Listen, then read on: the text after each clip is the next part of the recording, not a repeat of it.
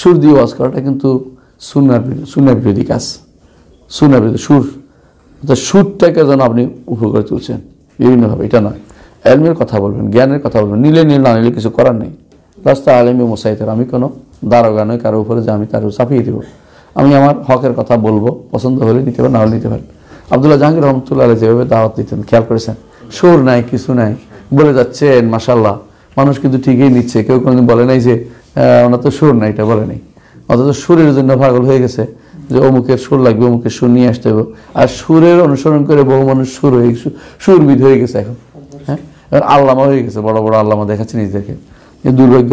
হ্যাঁ, কোনো কোনো মানুষের কথার সুর আছে, এটা নিষিদ্ধ না।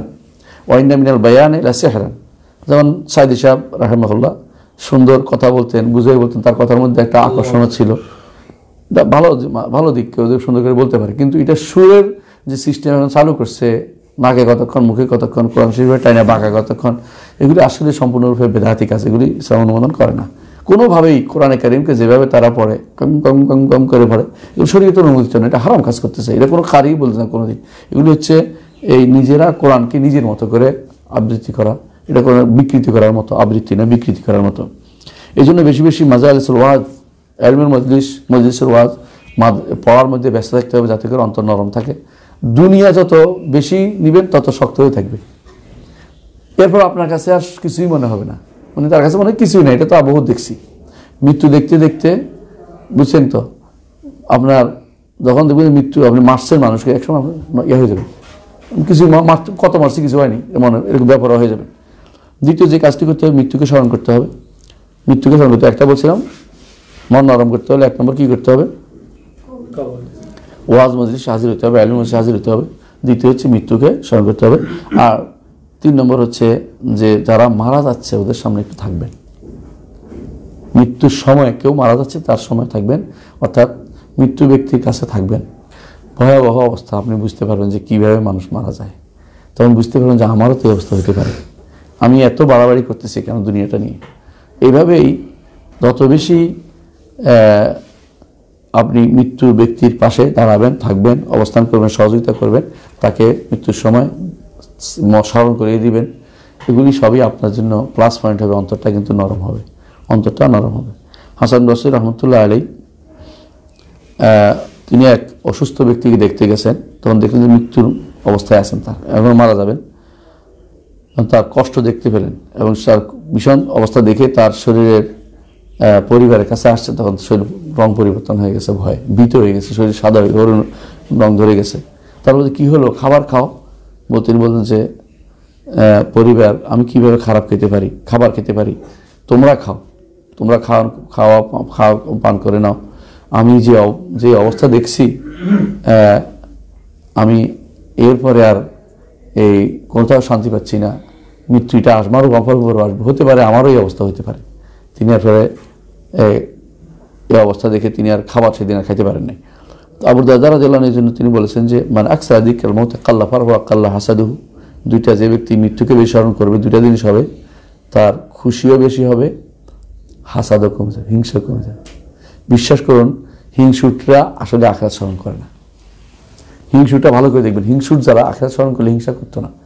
তখন হিংসা করতো কি নিয়ে এসে, এবার ওই হিংসার ঈর্ষা করতো যে ওই ব্যক্তি বেশি বেশি ইবাদত করতে পারছে, ও কোরআন তেলাওয়াত করতে পারছে, এই ব্যক্তি বেশি সম্পদ দিতে পারছে, আমি কেন ওর মতো হতে পারি না। আর হিংসুটা এখন কি করে, ওরটা শেষ হয়ে যাক, আমারটা বাড়ুক, এটা মনে করে। এটা এই জন্য 2 জিনিসে হিংসা করা যায়, একটা হচ্ছে এলেম, একটা হচ্ছে মাল। এলেম অর্জনের ক্ষেত্রে, আর মাল হলো দানের ক্ষেত্রে, মাল দানের ক্ষেত্রে, আবার সব মাল পাওয়ার ক্ষেত্রে না। এই 2 জিনিসে ঈর্ষা করা হাদিসটা অনুমোদিত। কেন? এটা আখিরাতমুখী, এই জন্য দুটাই কি আখিরাতমুখী কাজ। আর দুনিয়ামুখী কাজ যেগুলোতে হিংসার বড় হিংসা হচ্ছে তারা আর দুনিয়ামুখী কাজ করে, হিংসুকে এই জন্য তার ক্ষতি ছাড়া কোনো লাভ হয় না। তাহলে আমরা দেখতে পেলাম যে আমাদের জন্য আখিরাতকে স্মরণ করা খুবই জরুরি। একজন মানুষ যখন আখিরাতমুখী হয়, তার একটা জিনিস হচ্ছে, যে জিনিসটা চলে যায় তার দিকে, তাতে এইটার নাম কি, রূহ। রূহ এবং নফসের মধ্যে কি পার্থক্য? রূহ এবং নফসের মধ্যে কি পার্থক্য? হ্যাঁ, দুটো একই জিনিস বলতে পারে। কোরআনে কারিমে রূহ যেটা বলা হয়েছে, আবার কোরআনে কারিমে নফস এটাকে বলা হয়েছে, কিন্তু পার্থক্য একটা আছে। কি? কল্প আলাদা, কল্প সম্পূর্ণ আলাদা। কল্প হচ্ছে যেটা মাংসের টুকরা, হাদিসে আছে মধুকা যেটা বলছে। আর রূহ কোনোদিন কেউ দেখেনি, রূহ কোনোদিন কেউ দেখেনি, রূহ দেখার সুযোগও নেই। আল্লাহ তাআলা আমাদের শরীরের ভিতরে রেখেছেন, অথচ আমরা দেখতে পাই না। খেয়াল করেছেন? এটা দিয়ে উদাহরণ দেওয়া হয়, দেখতে না পাইলে তার অস্তিত্ব আছে, আছে না? হ্যাঁ, স্বপ্নে কি দেখেন? হ্যাঁ, কিন্তু স্বপ্নে দেখেন, কিন্তু এটা তো বাস্তবে না, তাই না? স্বপ্নে কেন দেখেন? কারণ স্বপ্নের সময় তার একটা মৃত্যুর অবস্থা তৈরি হয়, তার রূহ তখন বাইরে চলে যায়, দুনিয়া ঘুরে বেড়ায়, তখন সেই জন্য সে অনেক কিছু দেখতে পায় এবং সে আবার চলে আসে। এবং হাদিস আছে ইমানদার রূহ কোথায় যায়? আরশের সামনে যায়, আরশের সামনে, ইলিন আরশের সামনে যায়, সিজদা করে। কাফের রূহ যাইতে পারে না, ওখানে উপরে উঠতে পারে না। ইমানদার রূহ আরশের সামনে যায়, সৌভাগ্য ইমানদারের জন্য। এই রূহ আপনাকে রেখে আরশে কত দূর গেছে হিসাব করতে পারবেন? সূর্য কত লক্ষ মাইল দূরে? হ্যাঁ, বলে না, এত 13 লক্ষ গুণ, কত যে গুণ দূরে। সূর্য কিন্তু আসমানে না, সূর্য কিন্তু নিচে, সূর্য কিন্তু আসমানের নিচে। এরকম আসমান, 7 আসমান ভেদ করে তারপরে আরশের কাছে যাইয়া আল্লাহর সামনে যাইয়া সিজদা করে। কত দূর গেছে? ক্ষণিকের মধ্যে এটা চলে গেছে, আবার ক্ষণিকের মধ্যে আবার চলে আসতেছে।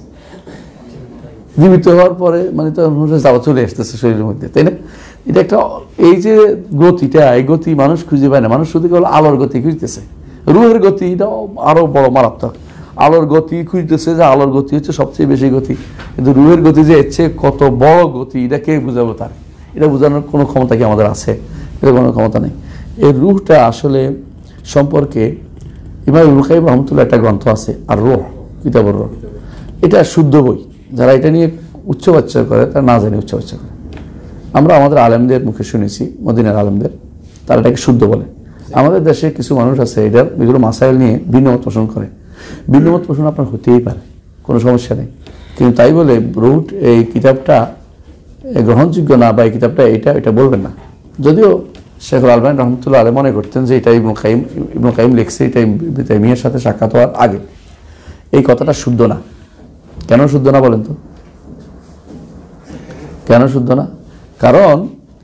কারণ এই বইয়ের মধ্যে আছে, এই বইয়ের মধ্যে আছে, আমি আমার ওস্তাদ জিজ্ঞাসা করেছি ইবনে তাইমিয়াকে, এই বইয়ের মধ্যে আছে, আমার ওস্তাদ এটা বলেছেন, ইবনে তাইমিয়া বলেছেন।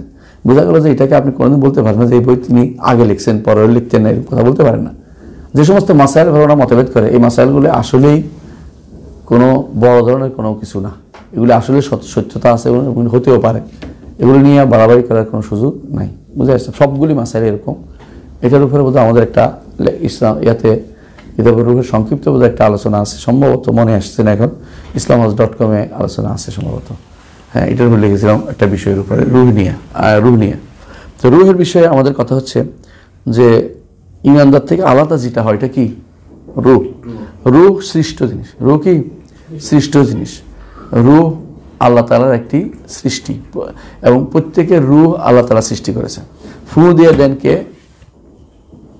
একজন ফেরেশতা রূহটা ফুঁকে দেন শরীরের মধ্যে। দেখুন, মানুষের 3টা জীবন আছে। একটা রূহের জীবন। রূহের জীবন কি দিয়া হয়? ওয়াহি দিয়া হয়। রূহের জীবন কি হয়? ওয়াহির মাধ্যমে হয়। আফামান কানা মাইতান ফাহিয়াইনাহু ওয়া জাআলনা লাহু নূরান ইয়ামশি বিহিন নাস। ওয়াহির মাধ্যমে যে জীবনটা মানুষের আসে, অন্তরের রূহ, অন্তরের জীবনটা আসে কি দিয়ে? কলবের যে এটা আসে, এটা কি দিয়ে আসে? ওয়াহির মাধ্যমে।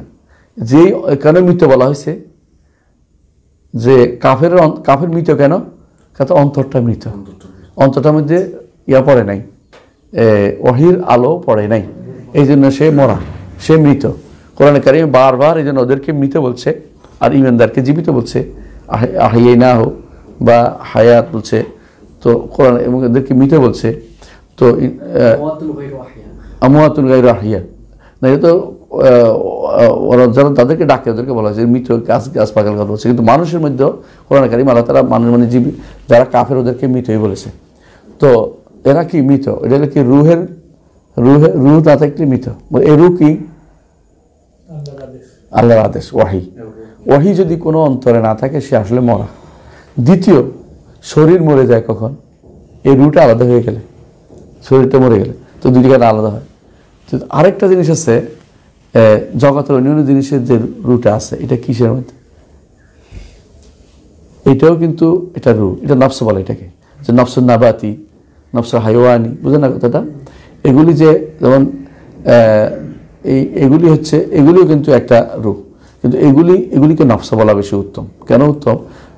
যেমন এই হাইওয়ানাত যেগুলি, যে সমস্ত গাছপালা তরকারি আছে না, গাছপালা খাদরাবাদ, এগুলো যে সমস্ত, এগুলোর কিন্তু এটাকে রূপ বলা হয় না, এগুলি কি নফস বলা হয়? নফস। এই নফস হচ্ছে নামি, যে নফসটা কি করে? বাড়তে থাকে। তো বোঝা গেল যে 3 রকমের নফস আছে। নফসে ইনসানি, এটাকে বলা রূহ।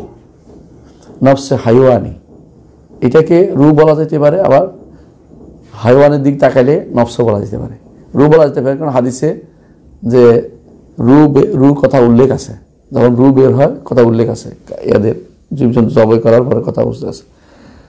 3 নম্বর হচ্ছে যে সমস্ত এই উদ্ভিদগুলোর মধ্যে যে রুহটা আছে, এটাকে নফস বলা হয়। এটা আর রূহ হয় না।